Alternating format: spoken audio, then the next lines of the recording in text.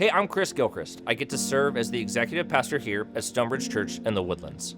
Welcome to Sunday Continued. This is where we keep the conversation going after Sunday, asking the questions we didn't get to, talking through what this actually looks like in real life, and figuring out how to live it out during the week. If you're new to Stonebridge or just exploring, we're so glad that you're here. Our heart is simple. It's to lead people to a real, healthy, and growing relationship with Jesus Christ. And if you're local to the Woodlands or Magnolia, we'd love to meet you sometime. We gather every Sunday at 9:30 and 11:05. Now let's dive in.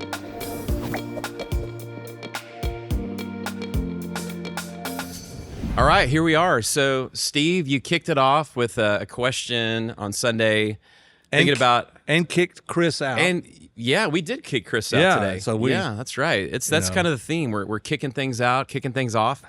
No, you talked about what's the best team that you've ever been a part of. So you kind of threw that question out to us, and you talked a little bit about kind of the first team you joined when you started at the church in Houston with Dr. Ed Young, and talked about the initial team here at the church. But I mean, why was that such a? Why do you feel like that's such an important question to kind of get us thinking about? Well, I mean, the for team? me, you're probably the same way too. That when you become a part of a team, it clicks, it works. Yeah. You just love it, but the negative part of it is always you don't want it to end.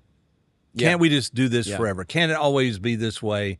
And why do we ever have to go back or walk away from this? And that's tough, because most teams that you become a part of, they will end. They'll have a beginning point, and they will end. It'll be part of the journey. But there are some things that you learn by being a part of that team and moving forward that become really important. And when I was reading this part, well, especially the very end of chapter 15 of Acts, it just seemed like, okay, a era has ended. They do that first journey. They're there. They go through this important issue of the Gentiles. Do they have to become Jews? Right. And as we talked about last week, it made sense to them. Judaism is first, then Jesus comes, so you got to become a Jew first, go through all the law, be circumcised before you can become a Jesus follower, and that made sense to them. But it wasn't how God had orchestrated it, and it wasn't part of the plan. But that's difficult, and to have that chapter, in a sense, end, for them was hard. Yeah. It does seem like it. I was thinking team is an amazing thing, and when you get on a great team, it's energizing, it's exciting, but it's like not the ultimate thing. Right. Like it can't be like the highest thing for you, because there is the mission itself, which should always be higher than the team you're a part of. Yeah. It seems like, because teams change, Right. There's seasons for teams, but then God has different plans at different times.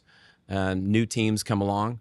So, you were saying, remind us again, you were talking about like what it was that even drew you to like the first church you're a part of. Like, Right. I thought that was interesting. Like there was It was something because about of how much Dr. Young was, to me, a person. He was going to go, as I said, whether you went with him or not. Yeah. So there was a confidence there and a strength there in that he wouldn't bail out on this. So that made it, to me, the journey was so much more worth going after. And all the people that came there to the church early on, we were all young and maybe idealistic. And like I said, we were going to change the world. I love that. That was that feel. Yeah. Now, if we thought through it, were we going to really change the world? No, but there was that feel to it, which at that age, especially for me and a lot of other younger guys and girls that were a part of that, that was that's what we wanted to do. We wanted to be part of something that mattered and something that was big. And as I said, I think I said in the second service I didn't even know what I was going to make. Yeah, and why would you go take a job?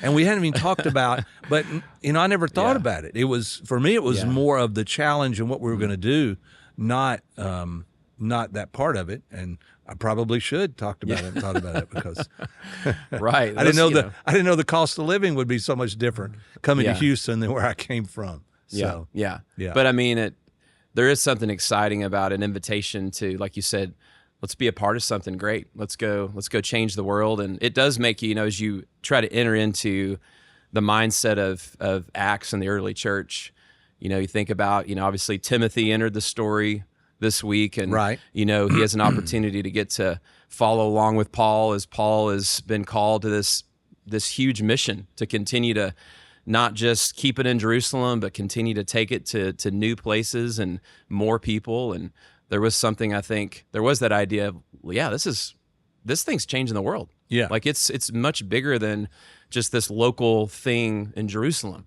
It continues to keep going. Yeah, and it's almost like, that Paul and Barnabas seem to have a real sense of restlessness. Mm-hmm. Let's go check on them, see how they're doing. So they're going to go back up in Syria, and the churches that were started there, they just want to make sure they're doing okay. And at the same time, they don't stop there. They go on further than that. They're pushing on, and it was pretty clear that it wasn't just go back and check on them.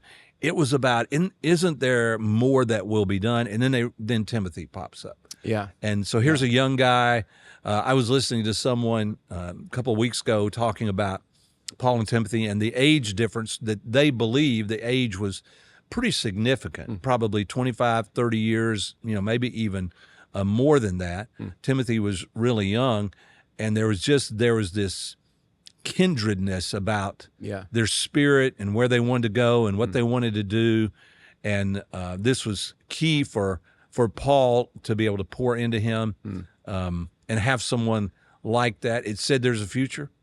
Yeah. It says let's move forward, which I think that's true. I've done this before where I'll say, and I understand why they do it, where someone will say, listen, the church, Christianity is always one generation away from failing. Uh-huh. And it's kind of an idea of putting it on you that if you don't do your part and whatever, but at the same time, that's really not true, because God has his own plans, and he is the one who created the church, formed it, moves it along.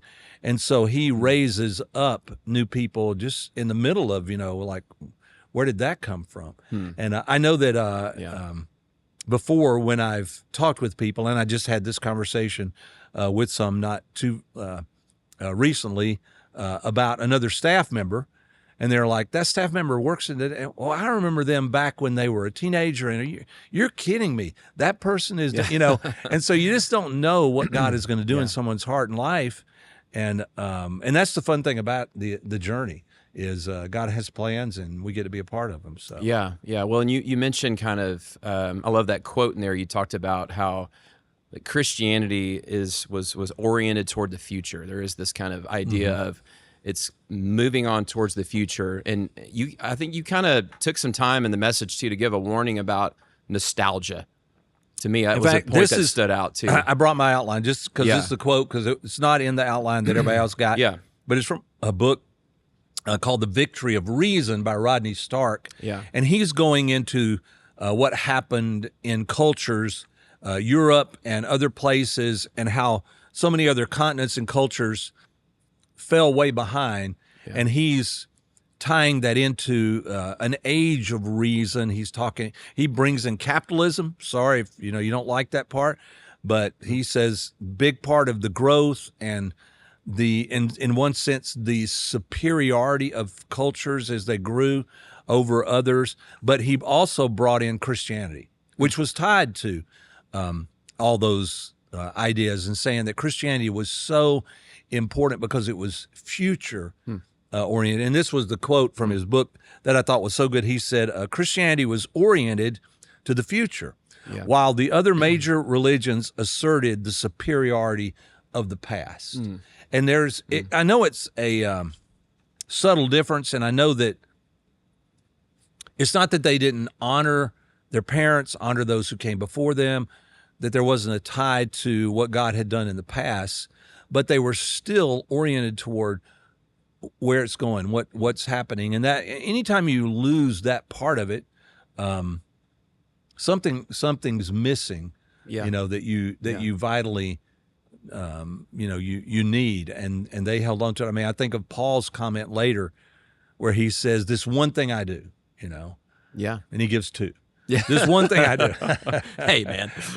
Forgetting what lies behind me, Yeah. I press on Pressing ahead. towards what lies ahead. Yeah. And that was always a part of how they thought, and it seemed to be a part of Paul and Barnabas, and even Silas, who goes with him, and John Mark. Even though they split at this time, there still was that idea of where is this going to go, and where does this head, and Paul always carrying with him this feeling of, I'm going to end up in Rome one day. Yeah.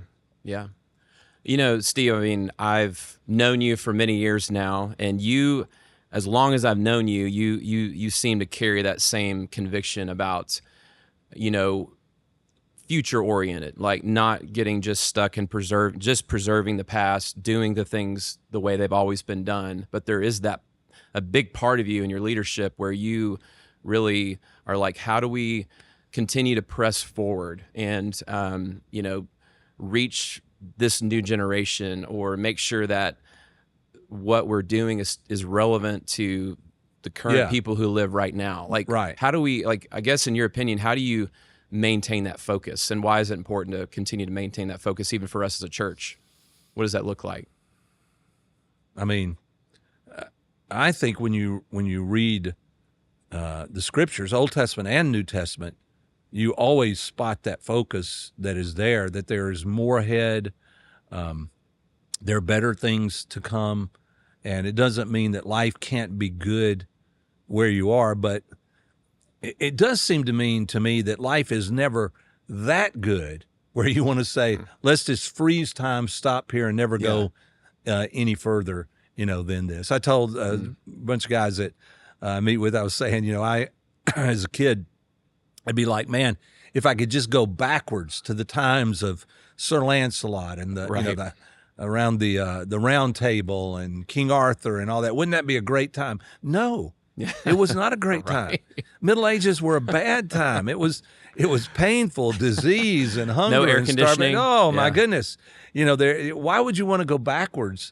But I do enjoy going back and visiting. You know, looking at it, I do enjoy going back and seeing where I grew up and things like this. I just know I can't stay there. That's a because great point. That's the past. Maybe that's the part too about there's still a way that you can still honor, you can still appreciate, right, you know, where we've come from, those who've gone before us, who've invested to kind of get us to this point. But I like what you're saying, but it doesn't mean you live there. Yeah. It's almost the same. I was telling somebody I was reading a prayer request, and I'd typed in something to send to someone, and part of my prayer was that this young man become healthy, that he regained his health. And when I was looking at the word, I told him, I said, I'm looking at the word healthy, and I realized that really the core of that word is the word heal. And, you know, heal means the future. And I want to be healed. I want to move forward out of this into something that's better, into a more healthy way of life, a healthy adventure. And it always seems endless, but it's still the direction that is the better direction to go. Even though in this, you look, in this life, in this world, there's an end to this life, in this world. Yeah. You know, to how I am, how I'll be. That's okay, because it's not the end, though, because there's still more ahead. And when Jesus talks to his disciples and said, look, I'm leaving you, but I'm leaving for a reason. I can't stay here. If I stay here, then it stops. But if I leave, if I go, then the Holy Spirit comes, because I can't be at all places at all times. The growth stops because of that, but the Holy Spirit will go with you. The words that he leaves with us get preserved, and they go with us. And there are new adventures and new friendships, to be had in the future. Still doesn't, mean that the old ones weren't good. Yeah. But there's just they can't stay healthy if they get stuck. That's a good I don't know how else Yeah. to say it, to me, and yet there's a part of it that I would like that, because I had a friend one time. He had the best day of his life. Put together a company. They had a great day. The future looked good. And he's working hard. I mean, he put in like an 18-hour day. And I came back the next morning and was there and to have breakfast with him. And I looked at him and I realized, and I told him, I said, you didn't go to bed last night, did you? Because I could tell. And he's like, well, and I said, listen, I understand what you're feeling. Such a great day. You don't want it to end. You don't want to lose this feeling. You know, you just want to hang on to it forever. But it from my understanding of life, I was pretty young still then. I was still in my 20s. But I said, what I understand is the best way to lose this feeling is do what you just did. Don't go to bed. Just stay up all night, because you'll not only lose it, but it will take weeks and months to regain it, because you have to recover from what you just did. And I know the feeling. You don't want it to end, but it's okay. You know, you have to go on and move forward and know and trust that God has better things and He has a reason for it. Yeah. And there's always the fear. Is it worse for them? What about new hardships? Yep. You'll move into new hardships too, and new disappointments. Yeah. But that's the direction, that life is supposed to go. Yeah. So. That's such a good word, because I do think that, an inevitable thing in life is change. Life is about change. And I think there's that when we experience something good, whether that's a group we're a part of or a special season, or like you said, a day, that is our tendency to want to, if I can just bottle it up and just hold onto this and freeze it forever. And yet, you're right. That's not the way God works. I think about Ecclesiastes talks about, everything is beautiful in its time. Right. There's something about in this moment, appreciate it. It's beautiful. It's great. But there'll be something new tomorrow, and that's okay. I think about we've had our first child, and we're just this little family. We've got our daughter, and it's like, oh, this is great. We just love her so much. And then all of a sudden we have a second child, and it's like, oh man, how's that going to work? How are we going to love this new child too? Because we love this one so much, how are we going to share that love? And how are we going to survive the schedule? We barely survived one child. Now how are we going to, Yeah, and yet you do. And then you can't imagine your life without them. And then God expanded even further. And I think about community and groups and small groups I've been a part of over the years. They looked one way at one point, but then changes happened, and then someone new came in, but they brought a whole new value and beauty that we didn't have before. And I would have missed out on that if I would have, in vain tried to hold on to the past too much. And I do the same thing, Brian. I look back over at my life, and I look back and say, if I had tried to hold on to this way of life, go back, think of all the things now that I would have missed out on and I would have missed happening. Yeah, good things and bad things, but still, there's so much more that has made our lives rich. I was talking to a friend a couple of weeks ago and told him about his life. I said, just think about all that God has taken you through and the experiences that you have that no one that I know of has had as many experiences. And I said, man, what a rich life God has given you. But it would not have happened if you'd not taken the chance, moved forward. Yeah. And even sometimes when you didn't want to move forward and you were forced to, then you're able to look back and say, okay, God had a plan. He had somewhere for me to go. And I think that's good. Certainly going to be true of Paul's life and Barnabas and, Silas. All these are going to go with him. John Mark, who will write one of the Gospels. If they had not moved forward, if they hadn't continued to progress, all those letters that Paul writes because he can't be there anymore would go away. There's so many things in the midst of hardships too, yes. Yeah. But there's so many things that God used to shape them, and He has also used to shape us because here we are now holding on to those and reading those things. So, when you alluded, that is kind of one of those verses in the passage you talked about with Barnabas and John Mark, and that little moment where they have their disagreement and they kind of go their separate ways. Right. And to me, that's another illustration. It's the changes sometimes that happen, and that original team becomes different, but God still uses it in different ways and expands His work through that. So another picture you talked about, which I love, is the idea of a yoke. You talked a lot about the yoke in there. Why do you feel like that was such an important point to kind of grasp that picture a little bit? For me, it was because of how Paul refers to Timothy later as someone that he was connected to, how much they saw things together. And he uses a term that says we're of the same soul. And it's kind of like this idea that they were yoked together maybe not for a long period of time, because he has to write Timothy letters and all too, and it was because they're going in the same direction. And in their day, the idea of a yoke was a pretty common thing, because you can take two animals, two oxen, you could yoke them together, and the power of those two is greater than the power of those individual themselves, because they can do things that individually they couldn't do, or even collectively in their individualism they could. I know it sounds strange, but they couldn't do. Yeah. And and the yoke, which could be a burden, but the yoke was the thing that enabled them to combine that power. And so it seems to me in the Bible, that's always tied to where you're going, direction. Yeah. Because if you, when it talks about do not be unequally yoked, which means you're not going in the same direction. That's all it means for them. And as I said, in the Old Testament, they were commanded not to yoke an oxen with a camel. Yeah. Bad idea. They don't get along. Well. They're not going in this. Right. You created a disaster when you did that.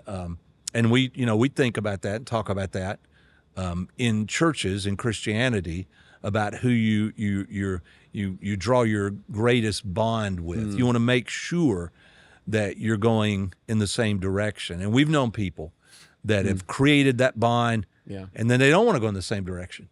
And it's pain, it's difficulty. And I've known people, you have too, that will even look at marriage and say, marriage is a bad thing. Well, it's because they were yoked to someone that they should not have been yoked to. It wasn't going to work out. And so the yoke is not going to make it work. The yoke can be a great tool and a great blessing, but it also can be a curse if you don't want to go in the same direction. Yeah. And that was such a key, I even mentioned, I think, I know in one of the services, how David was a man after God's own heart. And it's really kind of carries that same idea. He understood who God was. He wanted to go that direction. And because of that, God was much more willing to use David than he was Saul, who decided, no, I want to be the one who sets the directions and does. That's true. David seemed to come under that yoke, God's yoke. Even in his own sin, even in his own failures. And he had plenty, and plenty of heartache from them. But there was still that part of it that guaranteed him a future. And the house of David, the line of David, was a future also. But I think it was tied to that. It seems like there's so much application, I think, in that idea of the yoke. I mean, like you said, it's very typically thought of when you're thinking about who you're going to marry one day, the whole unequally yoked. And so it's great there, but also it's who you're going to make your true friend and, like who you're going to really be close to. Or maybe if you're looking at a job, like, is this the team that they're really going in the direction I really feel like I want to go in, and is this the team I should join or not? To me, it's a great thing to think through, because to me it means it's like it's you have to really know somebody. It makes you have to go deeper to understand somebody when you have to know, like, what direction are you really heading in. Any other advice on that when you think about people? Like, how do you know if you are equally yoked with somebody? How can you really figure that out? How can you know it? Well, I think you'll add to this also. I think that you can't if you don't get to know them. Yeah. And that means not just being attracted to them, but getting to know them enough to know what do they want to do, where's their heart headed. Part of it is, what are they willing to sacrifice to get there? Or is there and I think that's a hard thing with some friendships or some people you work with, even with some people that might be listening that are dating someone. And when all of a sudden you want this to work, but it's clear that we're not going to go in the same direction, and that's painful, for that to be broken. But not nearly as painful as if you take this to the point where you're yoked together and you're fighting against one another, all the time. I used to do this when I would do talks with singles on dating and everything else too. And I said, so the worst thing you could do is, you're an oxen. So sorry, ladies, because I'm not saying male or female, but you're going to pull in this way. And I said, and all of a sudden you look around and you realize the other person in the yoke is a snake. Yeah. They're not staying around. In fact, snakes don't even have shoulders to hold on to the yoke with. They'll get out of this. They'll go a different direction. Yeah. And now you're left dragging the yoke yourself. And it's easy for that to become a negative, but it's just because this is part of how you got to learn who to pick and who to ally yourself to. And I think one of the hard things is sometimes we want it to work. We like somebody or whatever, and so we want it to work, and it's just not going to work, And that's a hard reality. And I think Paul goes through this with John Mark. He just doesn't think it's going to work. Later they do. Hook back up again, and there's a friendship there, and they end up going in the same direction as far as the gospel, but it just didn't work with them at this time. Paul just couldn't. And he says this, listen, Paul will come up later to this and make statements about this and say, there's nobody I can count on, because sometimes you feel like that. Oh, yeah. That was a pretty strong statement about Timothy, yeah. And then you kind of landed with talking about how, you heard somebody was giving a message about, that coming to Christ, there's no cost, there's no condition, and you really no consequences. No consequences, right? Why to you is that an important point to land on for this message, to kind of understand that there really is a cost? Yeah. I mean, I guess I understand it. I know when they're saying there is no cost to you in the sense of your salvation, he paid the price for it. Yeah. I understand what that means. Yeah. But to position it with people as there's no cost is just not true. Yeah. And anybody in life, going through enough life, understand in any decision that you make or you go after, there sometimes you hear commercials like, in this, da-da-da, and it will cost you nothing. Oh, yes, it will. In fact, telling you that is a way that it's the idea of pulling you into something that if you looked at it honestly, you might say, oh, I don't know if I want to get into this. There's always a cost to anything that you do. And I love David's statement when he was about to be given the field, that he would build for things for God. And he said, and he says, you don't have to pay for it. He says, no. I'm going to pay for it because I will not offer to God what costs me nothing. It's not just a thing of David's integrity. It's a reality. You can't offer something. It wasn't really yours then. If it cost you nothing, it belonged to someone else. Yeah. And but you work for things. You strive for things. That's why they're valuable to you, and that's why when you offer them, they are valuable to you. And life works that way. And it's not a bad thing. It's a good thing that it works that way. That's good. It seems like from the team perspective that when you're on a team and you're following Christ together, and there is a cost to it. There's a cost of, like you said, denying yourself, taking up your cross, those things. There is a way to, you see this in the early church, like there was such a deep unity they had. And a lot of that was because there was a cost to following Jesus together. But I think there was a unifying and a deepening of their relationships that came through that too, which made it sweeter. And when people, sometimes when you have something that didn't cost you anything, you really don't value it. Yeah. No matter how valuable it might be, you don't value it. But the fact that you paid a price for it helps you to assign a value to it. And it helps you to assign the fact of what Jesus was willing to pay for us, because he was willing to, do the ultimate, which is what Paul writes about, to the Philippians. I mean, he's pinning it out there saying, look, you need the same attitude that was in him. Yeah. He was willing to pay everything to do that. Now, listen, as a person, as human beings, I will push back when I hear people say, so as a Christian, you need to be willing to sacrifice everything. Well, you're not.